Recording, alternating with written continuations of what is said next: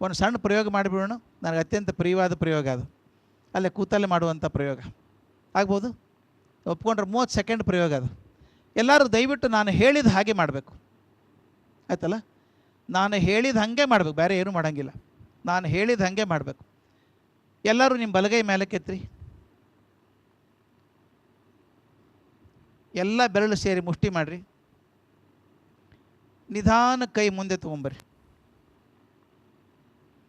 ಈಗ ನಿಮ್ಮ ತೋರು ಬೆರಳನ್ನು ಮಾತ್ರ ಚಾಚ್ರಿ, ಎಲ್ಲ ಬೆರಳು ಬೇಡ, ಇದು ಒಂದೇ ಬೆರಳು, ತೋರು ಬೆರಳನ್ನು ಮಾತ್ರ ಚಾಚ್ರಿ. ಈಗ ತಕ್ಷಣ ಚಾಚಿದ ಬೆರಳನ್ನು ಎಡೆ ಕೆನ್ನೆ ಮೇಲೆ ಇಟ್ಕೊಂಬಿಡ್ರಿ. ಎಲ್ಲಿಟ್ಟಿರಿ ನೋಡ್ಕೊಂಬಿಡ್ರಿ ಎಲ್ಲರೂ. ನಾ ಏನು ಹೇಳಿದ್ದೆ? ಎಡೆ ಕೆನ್ನೆ ಮೇಲೆ ಅಂತ ಹೇಳಿದ್ದೆ. ನಮಗೆಲ್ಲರಿಗೂ ಕೆನ್ನೆ ಯಾವುದು ಗದ್ದು ಯಾವುದು ಗೊತ್ತದೆ. ನಾ ಎದ್ದು ನಿಮ್ಮ ಕಡೆ ಮುಖ ಮಾಡಿ ನಿಂತೇನಲ್ಲ, ನಾನು ನೋಡಿದೆ ಭಾಳಷ್ಟು ಮಂದಿ ಇಲ್ಲೇ ಇಟ್ಕೊಂಡಿದ್ರಿ. ಯಾಕಾತು ಇಷ್ಟು ಬಂದು ತಪ್ಪಲಿಕ್ಕೆ? ಯಾರು ಕಾರಣ ಗೊತ್ತದ? ನಾನೇ ಕಾರಣ, ನಾ ಕಾರಣ. ನಾ ಏನು ಹೇಳಿದ್ದೆ ನಿಮ್ಗೆ? ನಾ ಹೇಳ್ದಂಗೆ ಮಾಡಿರಿ ಅಂತಿದ್ದೆ ನಾನು, ಅಲ್ಲ? ನಾ ಯಾಕೆ ಮಾಡಬೇಕಾಗಿತ್ತು? ಕೈ ಎತ್ತಿ ನಾ ಮಾಡ್ಕೊ, ಓ ಇವನು ಮಾಡಂಗೆ ಕಾಣಿಸ್ತಾನ ಅಂದ್ರಿ ನೀವು. ನಾನೆಲ್ಲ ಬೆರಳು ಚಾಚಿದೆ, ಮುಷ್ಟಿ ಮಾಡಿ ನಾನು ಮಾಡಿದೆ. ಕೈ ಮುಂದೆ ತೊಗೊಂಬರ್ರಿ, ನಾನು ತೊಗೊಂಬಂದೆ. ತೋರು ಬೆರಳು ಚಾಚಿರಿ, ನಾನು ಚಾಚಿದೆ. ಈ 4 ನಾ ಹೇಳ್ದಂಗೆ ಮಾಡ್ಕೊತ ಬಂದೆ. ಒಂಥರ ನಂಬಿಕೆ ಬಂತು ನನ್ನ ಮೇಲೆ, ನಿಮಗೆ ಹೇಳ್ದಂಗೆ ಮಾಡಂಗೆ ಕಾಣಿಸ್ತಾನಿವ ಅಂತ. ಆವಾಗ ನಾನೇನು ಮಾಡಿದೆ? ತಕ್ಷಣ ಅಂತ ಬೇರೆ ಸೇರಿಸ್ಬಿಟ್ಟು ಈ ಬೆರಳನ್ನು ಎಡೆ ಕೆನ್ನೆ ಮೇಲೆ ಇಟ್ಕೋರಿ ಅಂತ ತಂದು ಇಟ್ಕೊಂಡ್ಬಿಟ್ಟೆ. ನೀವು ಅಲ್ಲೇ ತಂದುಬಿಟ್ರು. ಯಾಕೆ 4 ಹಂತದಾಗ ನಾ ಹೇಳ್ದಂಗೆ ಮಾಡಿದೆ ಅಂತ ಹೇಳಿ ನೀವು ನನ್ನ ಫಾಲೋ ಮಾಡ್ಲಿಕ್ಕೆ ಶುರು ಮಾಡಿದ್ರಿ. ಕೇಳಿಸ್ಕೊಳ್ಳೋದಕ್ಕಿಂತ ಹೆಚ್ಚು ನೋಡ್ಲಿಕ್ಕೆ ಶುರು ಮಾಡಿದ್ರಿ. ನಾ ಮಾಡ್ದಂಗೆ ಮಾಡಿದ್ರಿ. ಕೆಲವ್ರು ಏನಂದ್ರೆ, ಎಲ್ಲ ಇವನು ಕೆನ್ನೆ ಅಂತ ಅಲ್ಲಿ ಇಟ್ಕೊತಾನಿವ, ಹಿಂಗೆ ಮಾಡಿ ಮತ್ತು ಅವನೇ ಇಟ್ಕೊಂಡ್ರೆ ಅದೇ ಬರೋಬ್ಬರಿ ಇರಬೇಕು ಅಂತ ಇಟ್ಕೊಂಡ್ರು. ಇನ್ನು ಕೆಲವು ಶಾಣೆ ಮಂದಿ ಇಟ್ಕೊಂಡು ನಿಧಾನಕ್ಕೆ ಸರಿಸಿದ್ರು, ಏನು ತೊಂದರೆ ಇಲ್ಲ. ಅರ್ಥ ಏನಿದ್ರೊಳಗೆ? ಜನ ಅದರೊಳಗೆ ನಿಮ್ಮ ಪರಿವಾರದವರು, ನಿಮ್ಮ ಮನ್ಯಾಗ ಸಣ್ಣ ಮಕ್ಕಳು ಯಾರು ಇರ್ತಾರೆ ಸಣ್ಣವರು, ನೀವು ಹೇಳ್ದಂಗೆ ಖಾತ್ರಿ ಮಾಡೋದಿಲ್ಲ, ನೀವು ಮಾಡ್ದಂಗೆ ಮಾಡ್ತಾರೆ. ಅಪ್ಪ ಮನೆಗೆ ಬರ್ತಾನೆ, ಹೇಳ್ತಾನೆ, ಏ ಮಗನ ಸುಳ್ಳು ಹೇಳಬಾರ್ದು ಅಂತಾನೆ. ಹ್ಞೂ ಅಪ್ಪ ಅಂತಾನೆ ಹುಡುಗ. ಒಂದು 10 ಮಿನಿಟ್ ಅಪ್ಪ ಟಿ ವಿ ಸೀರಿಯಲ್ ನೋಡ್ತಿರ್ತಾನೆ, ಮೊಬೈಲಿಗೆ ಫೋನ್ ಬರ್ತದೆ. ತೊಗೊಳ್ಳೋ ಮನಸ್ಸಿಲ್ಲ ಅಪ್ಪಗೆ. ಇಲ್ಲ ಅಂತ ಹೇಳ್ಬಿಡು, ಎಲ್ಲರ ಮನೆಯಾಗ ಆಗೋದೇ ಇದು. ಹೆಂಡ್ತಿಗೆ ಹೇಳ್ತಾ, ಇಲ್ಲ ಅಂತ ಹೇಳು, ಮಲ್ಕೊಂಡಾರ ಅಂತ ಹೇಳ್ಬಿಡು. ಆಕೆ ಪಾಪ ಹೇಳ್ತಾಳೆ. ಹುಡುಗ ನೋಡ್ದ, ಎಲ್ಲ ಇವನ ಅಪ್ಪ ಹೇಳಿದ್ದೇನು ಇದೀಗ, ಸುಳ್ಳು ಹೇಳಬೇಡ ಅಂತ ಹೇಳಿದ್ದ. ಈಗ ತಾನಲ್ಲ, ಅವನ ಕಡೆಯಿಂದ ಸುಳ್ಳು ಹೇಳಿಸ್ತಾನೆ. ಇದೇ ಥರ ಒಂದು 4-5 ಸಲ ಆದರೆ ಹುಡುಗೇನು ಖಾತ್ರಿ ಆಗ್ತದಂದ್ರೆ, ಫೋನ್ಯಾಗ ಸುಳ್ಳು ಹೇಳಿದ್ರೆ ಏನು ತಪ್ಪಲ್ಲ ಅಂತ ಅನಿಸ್ತು. ಅವ SSLC ಮುಗಿಸಿ ಕಾಲೇಜಿಗೆ ಬಂದಾಗ ಒಂದು ಫೋನ್ ಕೊಡಿಸ್ತೀರಿ, ಅವ ಕ್ಲಾಸ್ ತಪ್ಪು ಸಿನಿಮಾಕ್ಕೆ ಹೋಗ್ತಾನೆ. ನೀವು ಫೋನ್ ಮಾಡ್ಕೈತಿ, ಎಲ್ಲಿದ್ದೀವೋ ಮಗನ ಅಂತ ಕೇಳ್ತೀರಿ. ಅಪ್ಪ ಸ್ಪೆಷಲ್ ಕ್ಲಾಸ್ ನಡೆದು ಆಮೇಲೆ ಫೋನ್ ಮಾಡ್ತೀನಿ ಅಂತಾನವ. ಅವ್ನು ಸುಳ್ಳು ಹೇಳಿ ಕಲಿಸಿದವ್ರು ಯಾರು? ನಾವೇ ತಾನೇ ಕಲಿಸಿದ್ದು. ಆದ್ದರಿಂದ ಮಕ್ಕಳಿಗೆ ನಾವು ಮಾದರಿ ಆಗಲಾರ್ದ, ಇಂಗ್ಲೀಷಲ್ಲಿ ಒಂದು ಮಾತು ಚಂದದ, don't ask your son to go on moon, don't ask your son to go on moon, you go first and invite him ಅಂತ. ನಾ ಮಾಡಲಿಕ್ಕೆ ಆಗಲಾರ್ದನ್ನು ಮಕ್ಕಳಿಗೆ ಹೇಳಬೇಡ್ರಿ. ಮತ್ತು ಇನ್ನೊಂದು ಕಡೆ ಮಾತು ಹೇಳಿಬಿಡ್ತೀನಿ, ಮಕ್ಕಳು ತಪ್ಪೇ ಹೆಚ್ಚು ತೋರಿಸ್ಬೇಡ್ರಿ. ಬೆಳೆದಂಗೆ ಮಕ್ಕಳು, ಸಣ್ಣ ಮಕ್ಕಳಿದ್ದಾಗ ನೀವು ನೋಡಿರಬೇಕು, ಸಣ್ಣ ಇದ್ದಾಗ ಅಮ್ಮ ನಮ್ಮ ಶಾಲ್ಯಾಗ ಪ್ರೋಗ್ರಾಮ್ ಅದ ಬರಬೇಕು ನೀವು ಒಂದು ಹಠ ಹಿಡಿತಾವೆ ಮಕ್ಕಳು, ಬರಬೇಕು. ಮತ್ತು ಸ್ಟೇಜ್ ಮೇಲೆ ಬಂದರೂ ಮಕ್ಕಳು ನೋಡ್ತಿರ್ತಾವೆ, ಅವ್ವ ಅಪ್ಪ ಎಲ್ಲಿದ್ದಾರೆ ಹೆಂಗೆ ನೋಡ್ತಿರ್ತಾವೆ. ಅದೇ ದೊಡ್ಡವಾಗಿ 8ನೇ ಕ್ಲಾಸಿಗೆ ಬರಲಿ, ಅಮ್ಮ ನೀ ಬರಬೇಡ ಶಾಲೆಗೆ, ಏನು ಬರಬೇಡ, ನೀನು ಏನು ಬರೋದು ಬೇಕಾಗಿಲ್ಲ, ಯಾರೂ ಬರೋದಿಲ್ಲ. ಯಾಕೆ ಸಡನ್ ರಿವರ್ಸ್ ಯಾಕಾಯ್ತು?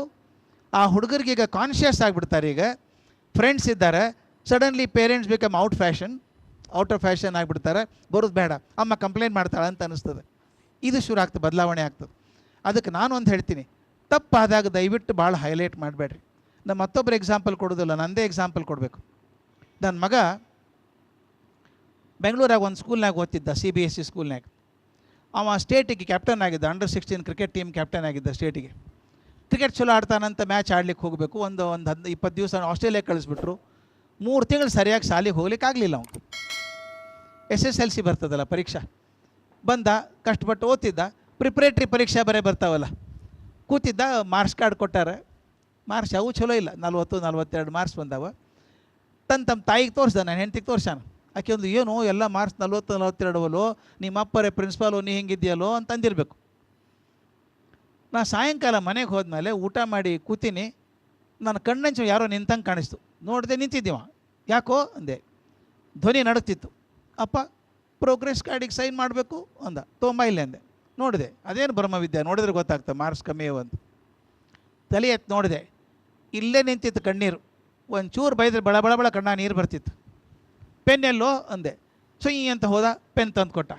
ನಾನೇನು ನೋಡಲೇ ಇಲ್ಲ, ಸೈ ಮಾಡಿದೆ. ಬಿಡೋ, you are intelligent boy, cricket ಆಡಿದ್ದೆಲ್ಲ ಹಿಂಗಾಗಿದೆ, ಫೈನಲ್ ಎಕ್ಸಾಮ್ ಚಲೋ ಮಾಡ್ತೀವಿ ಹೋಗಿ ನೀನು ಒಂದು ಸೈನ್ ಮಾಡಿ ಕೊಟ್ಬಿಟ್ಟೆ.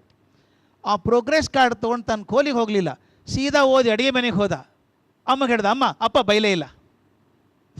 ಅವನ ನಕ್ಕದ್ದು ನೋಡಿದಾಗ I can give A crore rupee on ಈ ಸ್ಮೈಲ್. ಆಮೇಲೆ ಮುಂದೆ ಅವ್ನು ಇಂಗ್ಲೆಂಡಿಗೆ ಹೋದ, MS ಮಾಡ್ಲಿಕ್ಕೆ ಹೋದ, ಅಲ್ಲಿ ಗೋಲ್ಡ್ ಮೆಡಲ್ ಬಂತು. ನಾನು ಒಂದು ಮೇಲ್ ಕಳಿಸಾನ ಕಾಯ್ದು ಇಟ್ಕೊಂಡಿನಿ ಇನ್ನ ಅದನ್ನು. ಅವನು ಬರೀತಾನೆ, ಅಪ್ಪ I don't know whether you realise the turning point in my academic life was the day you sign the progress card without shouting at me. ನಾನು ಬೈಲಾರ್ದ ಪ್ರೋಗ್ರೆಸ್ ಕಾರ್ಡ್ ಸೈನ್ ಮಾಡಿದೆಲ್ಲ ಅವತ್ತೇ ನನ್ನ ಜೀವನದ ದೊಡ್ಡ ತಿರು ಬಂತು, ಶೈಕ್ಷಣಿಕ ತಿರು ಬಂತು. ದೆನ್ ಐ ರಿಯಲೈಸ್, ಅವ್ನು ಬರೀತಾನೆ, I realise that my father would stand by me when I fail. This is most important.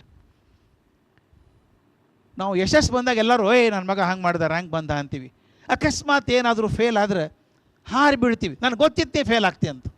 ಗೊತ್ತಿದ್ದ ಸುಮ್ಮನೆ ಕೂತಿದ್ರು ಮೊದಲು. ಫೇಲ್ ಆದ್ಮೇಲೆ ಬೈಯೋರು ನಾವೆಲ್ಲರೂ. ಮೊದಲೇ ಮೊಳಕಾಲು ಊರಿಗೆ ಕೂತ ನಾವು ಫೇಲ್ ಆದಾಗ ನಾವು ಬೈಕೊಂಡು ಹೋದ್ರೆ ನೋವಾಗೋದಿಲ್ಲ. ಎಷ್ಟೋ ಹುಡುಗರು ಮೈನಸ್ಸಿಂದ ಹಾಯ್ ಆಗೋದದು. ಅದ್ರ ಬದಲು ಅಂದರೆ ಫೇಲ್ ಆಗಬೇಕು ಅಂತಲ್ಲ, ಅಕಸ್ಮಾತ್ ಫೇಲ್ ಆದರೆ ಹಾರಿ ಬೀಳೋದು ಬೇಡ. ನಿಮಗೆ ಬೇಕಾದ ಕೊನೆಗೇನು, ಮಾರ್ಕ್ಸ್ ಕಾರ್ಡೋ ಮಗನೋ. ಮಕ್ಕಳು ಬೇಕೋ ಮಾರ್ಕ್ಸ್ ಕಾರ್ಡ್ ಬೇಕು.